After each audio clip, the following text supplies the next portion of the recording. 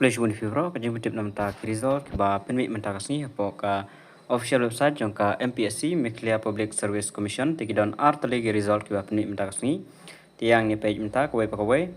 The result of the interview for the post of Junior Engineer Grade 1 Civil under the Directorate of Sericulture and Weaving Department of Textile December 2020 tekane ka post karina du plat court advisement adu arjar pho December arjar pho Kipendap pada menta arjar arsau.